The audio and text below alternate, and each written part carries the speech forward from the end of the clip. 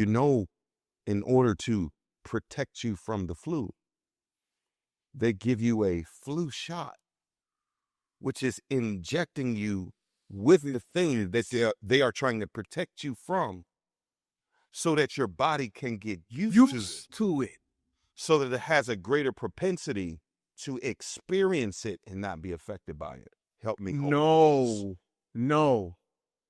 We are creating spaces now. What the enemy wants to do is to create opportunities for us to experience it and not be affected by it.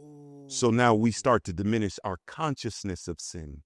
So now it no longer, it diminishes my ability to discern. It diminishes my ability to have conviction. And now I am not driven and I am not prone to be as intentional because I've been exposed to it. And now I've grown used to it. And now I'm in a space now where it no longer harms me the way it used to. Talk about dull. What did you say about dull? Because the enemy doesn't need you dead. He just needs you dull. Okay, I can lead.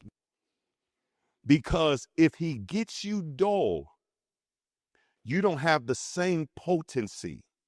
You don't have the same fervor. You don't have the same sharpness to be able to penetrate, to be able to create impact. And now you become more where you're just blending in instead of standing out when you are the ecclesia, the called out, where God is trying to say, I don't need you to look like them. I don't need your business to look like that. I don't need your ministry to mirror this. I'm trying to do something new in you, but because you keep exposing yourself to these viruses in small capacities, you are now diminishing your consciousness and awareness of my voice, and it starts to diminish your ability to hear me, to identify me, to discern where I am, to discern what I do, and we miss cues and we miss opportunities to have daily bread experiences because I have interacted with this virus on such small capacities now that I don't even detect when I am in a full-blown viral attack. Now, I don't even detect when there's a full-blown viral infection because I got so used to it. I got so used to watered down sermons. I got so used to doing business with different practices and not doing business with integrity. I got so used to fussing and arguing with my spouse. I got so used to not listening and spending time with my kids. I got so used to cussing out people when they cut me off. I got so used to playing the devil's music and soundtrack in my ears. I got so used to cutting myself. I got so used to doing harm to me, to talking bad to me. I got so used to it that I couldn't even detect when it was infecting my entire being, and how much of what the enemy has been doing has been infecting us with small doses. Jesus has been infecting us with small doses. It's been slipping it into our conversations. It's been slipping it into our algorithms. It's been slipping it into our business practices. It's been slipping it into our ministries. It's been slipping it into our sermon prep. It's been slipping it into the songs that we select. It's been slipping into everything that we do in small capacities that we don't even identify that we have a full-blown viral infection that's going on around us, and we can't even hear and have access to the antidote. We can't even get access to the cure because I don't even know that I'm sick. I don't even know that I'm sick. Walking around with a full-blown viral infection that I'm spreading. Oh my God. Everything I come in contact with, I'm making people sick, but it's not hitting me because I don't know that I'm sick because I spent so much time with it.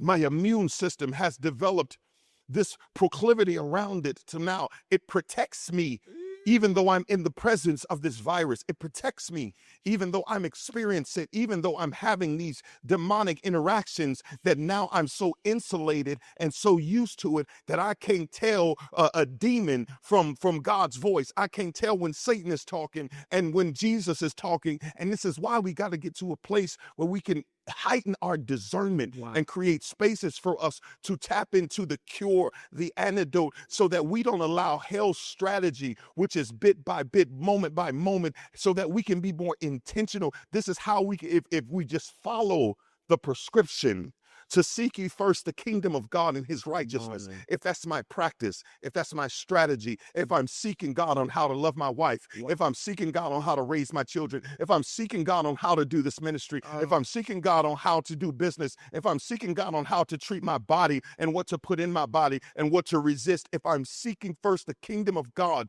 and his righteousness, his right standing, his right perspective, then I'm less inclined to now perpetuate these viruses, to be open for the small doses of the enemy to slip in certain conversations, to slip in certain aspects of temptation where now you're at work and because you had an argument with your wife, now here comes this lady who's trying to compliment you and tell you how good you are, and now you miss the opportunity to discern that this is a trap because you spent so much time with the virus that you're no longer, that now you create this place now that it's infecting all of you and you can't even tell. Oh my God. It's infecting everything.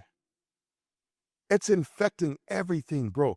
Hell is spreading its influence, infecting everything, even in what we share, even in the things that are not sinful. But it doesn't have to be sinful to be carnal. For to be carnally minded is death, but to be spirit minded is life. And we got to get to a space where I'm stopping the train of cultivating carnality. Come on, bro. Because it's those small doses of carnality, the things that aren't sinful. It's the small doses of him consistently putting carnality into our perspective, the fleshly perspective, that you're more inclined to and geared to share the things that are funny or share the things that are social, share the things that are carnal. You're so consumed with sports, you're so consumed with fashion, you're so consumed with food that we don't even share our faith, that when something comes across that pricks your soul, that we're more concerned about sharing and posting and reposting all of the things that matter to us, to our topics, to our brands, to our algorithms, things that people are going to like.